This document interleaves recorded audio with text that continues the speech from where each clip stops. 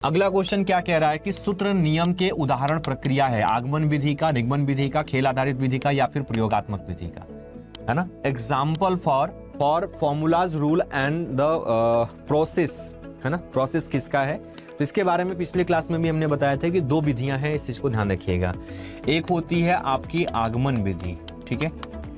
विधियां तो कई सारी हैं। आगमन विधि में क्या होता है तो आपको हो गया सर इसमें पहले एग्जाम्पल या फिर कह सकते हैं उदाहरण, ठीक है, या उदाहरण, ठीक है, या फिर प्रयोग, है ना, इसके द्वारा समझाया जाता है, जिसमें वो क्या होता है आगमन विधि होती है। और निगमन क्या होता है तो आपको होगा सर जिसमें सूत्र की बात की गई होती है या फिर जिसमें नियम का बात किया गया होता है, इस चीज को ध्यान रखिएगा।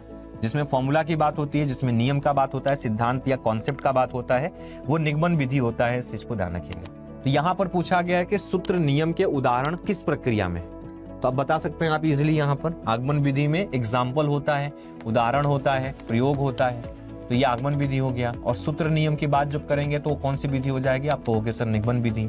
खेल आधारित विधि नहीं और प्रयोगात्मक विधि भी नहीं होगा, तो इस चीज को ध्यान रखिएगा। एग्जाम्पल फ्रॉम किस में होता है तो आपको होगे सर ये एक्चुअली फॉर्मूला और जो रूल होते हैं ये आपके डिडक्टिव मेथड में होता है, इस चीज को ध्यान रखिएगा।